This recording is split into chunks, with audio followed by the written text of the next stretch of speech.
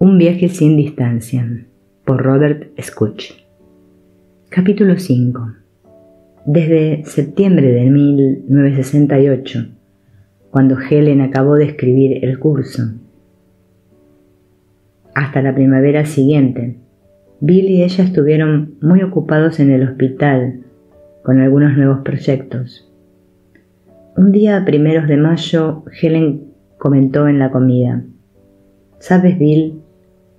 Me sentí muy aliviada cuando acabé el texto, pero, por extraño que parezca, echo de menos mi función».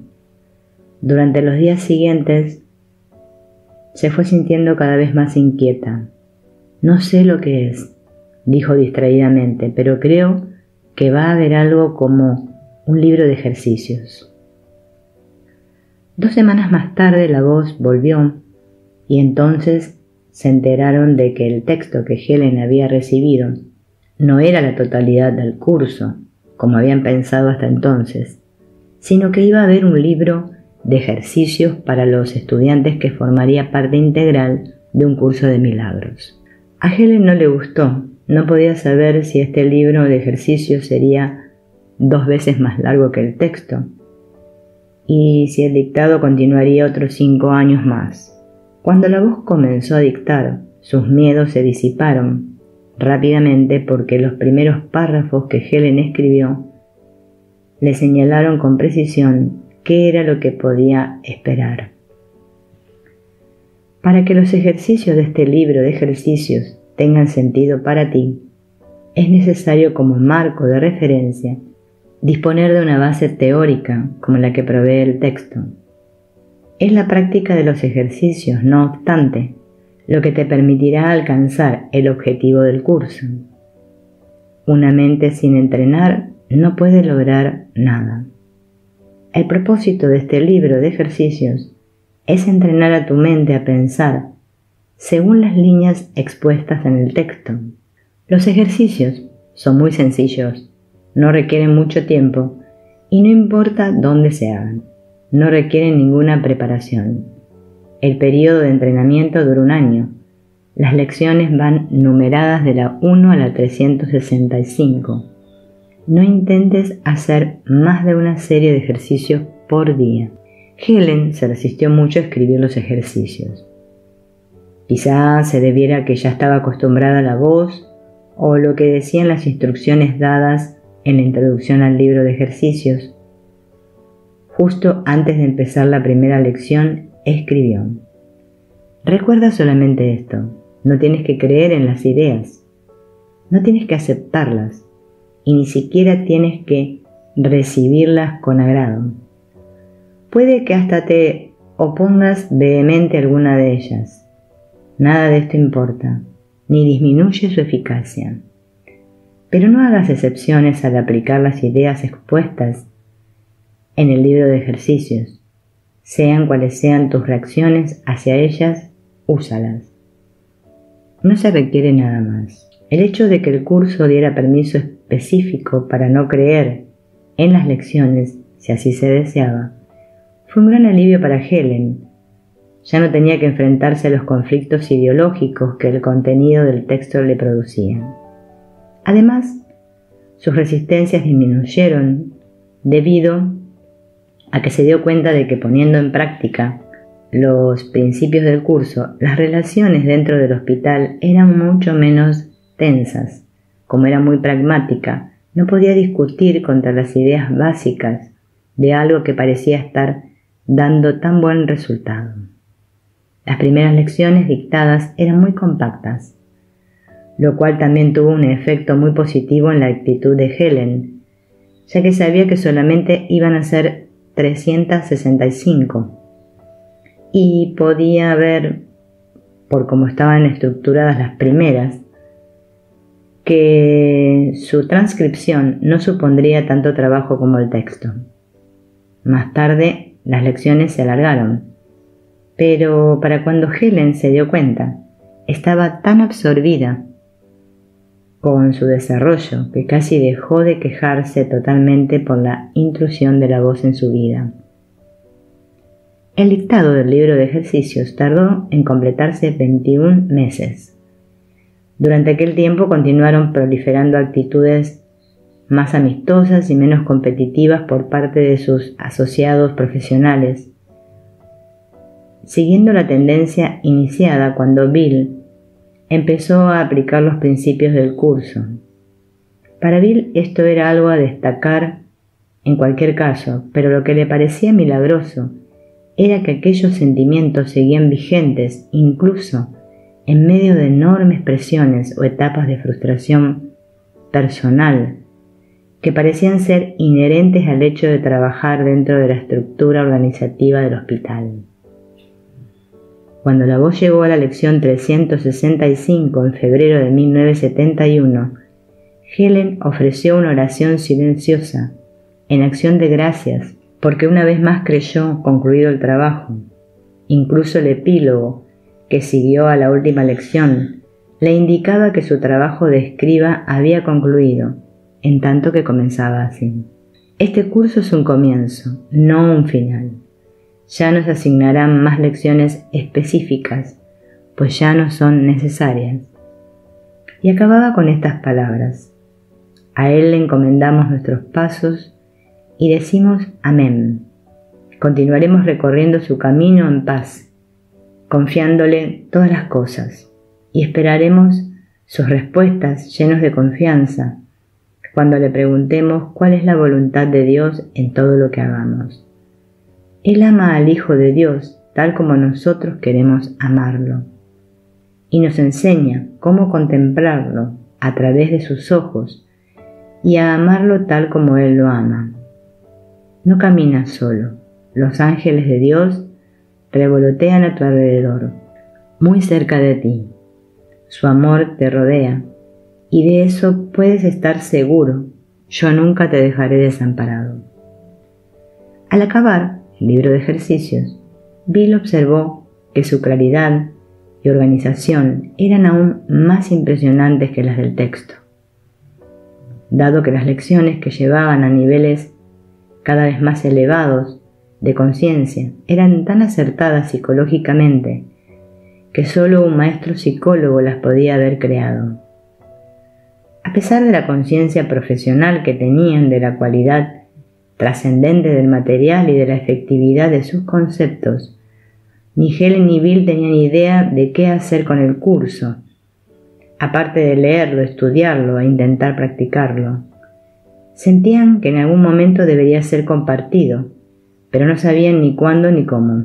Sin embargo, tampoco se preocupaban por ello, porque, siguiendo el curso, habían aprendido que su guía interna les llevaría, en el momento justo, a tomar la decisión correcta en relación con el destino de aquel material.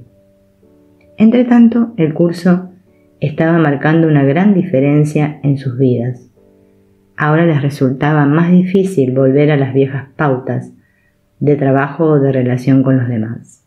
Si lo hacían, comenzaban a sentir una sensación de incomodidad, y en aquellos momentos su frustración era tan grande que las interacciones, que antes les resultaban conflictivas, ahora les causaban incluso más tensión.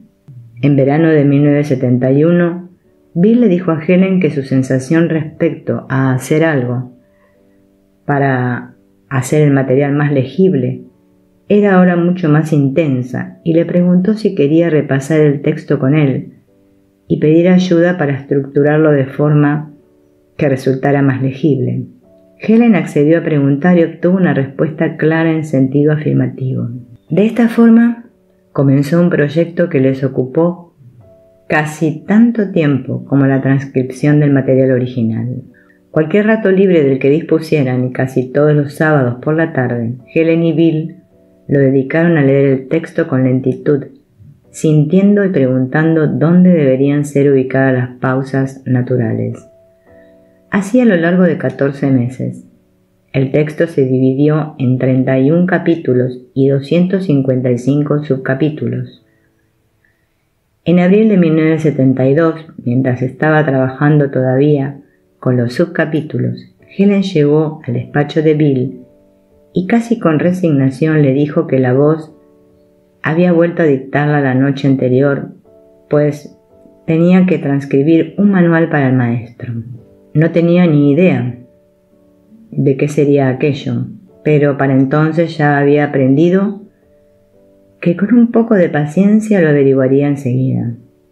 A la mañana siguiente, al llegar a la oficina, Helen le dijo a Bill: «Bien, parece que un curso de milagros no está todavía acabado». Cuando éste le preguntó qué quería decir, abrió uno de sus cuadernos y le leyó parte de lo escrito la noche anterior. En el pensamiento del mundo, los papeles de maestro y estudiante están de hecho invertidos.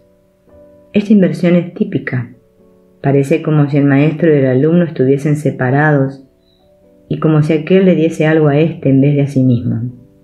Es más, se considera que enseñar es una actividad especial a la que uno dedica una parte relativamente pequeña de su tiempo.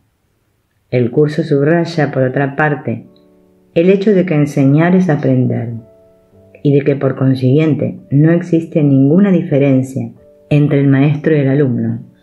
Subraya asimismo que enseñar es un proceso continuo que ocurre en todo momento del día y que continúa igualmente en los pensamientos que se tienen durante las horas de sueño. Volvió entonces unas páginas atrás hasta encontrar la página que quería leerle específicamente. Este es un manual para los maestros de Dios, quienes no son perfectos, pues de lo contrario no estarían aquí. Su misión, no obstante, es alcanzar la perfección aquí y por lo tanto la enseñan una y otra vez, de muchísimas maneras, hasta que la aprenden y después ya no se les ve más. Si bien sus pensamientos siguen siendo una fuente de fortaleza y de verdad para siempre. ¿Quiénes son? ¿Cómo son escogidos? ¿A qué se dedican? ¿Cómo pueden alcanzar su propia salvación y la salvación del mundo? El propósito de este manual es contestar estas preguntas. Helen cerró el cuaderno y sin emoción en la voz le dijo a Bill: «Creo que los encabezamientos pueden esperar». Aunque Bill no tenía muchas ganas de seguir mecanografiando durante meses o años el material que Helen anotara, en su interior se alegró enormemente de la reacción que ella había tenido ante la situación. Dada su relativa calma, supo que había tenido lugar un verdadero cambio de actitud. No mostraba señales de pánico como antes, y aunque no estaba entusiasmada con retornar su labor de escriba, sus temores ya no se manifestaban como antes. Bill sintió que esto en sí mismo era ya un milagro, y se dio cuenta de que si este cambio en la actitud de Helen se debía a que había trabajado con las lecciones del curso, el tiempo que necesitaran para completar la tarea de transcripción no solo iba a merecer la pena, sino que supondría un privilegio. El manual para el maestro acabó teniendo 77 páginas mecanografiadas, y en septiembre de 1972 Helen transcribió lo siguiente: «Este manual no pretende responder a todas las preguntas que tanto maestro como alumno pueden plantear. De hecho, solamente aborda algunas de las más obvias, a modo de breve resumen de algunos de los conceptos principales expuestos en el texto y en el libro de ejercicios. No es, sin embargo, un sustituto de ninguno de ellos, sino meramente un suplemento. Aunque su título es Manual para el Maestro, no hay que olvidar que el tiempo es lo único que separa al maestro del alumno, de manera que la diferencia entre ellos es por definición temporal. Es posible que a algunos alumnos les sea más útil leer primero el manual, a otros les pueda resultar mejor empezar con el libro de ejercicios, y todavía habrá otros que quizá necesiten empezar en el nivel más abstracto que ofrece el texto. Aquella noche anotó más cosas y por la mañana en el despacho se las leyó a Bill. El manual concluía así: «Y ahora, bendito seas en todo lo que hagas. Dios te pide ayuda para salvar el mundo. Maestro de Dios, Él te ofrece su gratitud y el mundo entero queda en silencio ante la gracia del Padre que traes contigo. Tú eres el Hijo que Él ama. y te es dado ser el medio a través del cual su voz se oye por todo el mundo, para poner fin a todo lo temporal, para acabar con la visión de todo lo visible y para deshacer todas las cosas cambiantes. A través de ti se anuncia un mundo que, aunque no se ve ni se oye, está realmente ahí. Santo eres, y en tu luz el mundo refleja tu santidad. Pues no estás solo y sin amigos.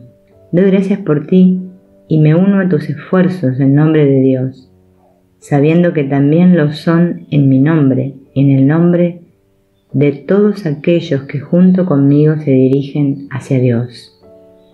Amén.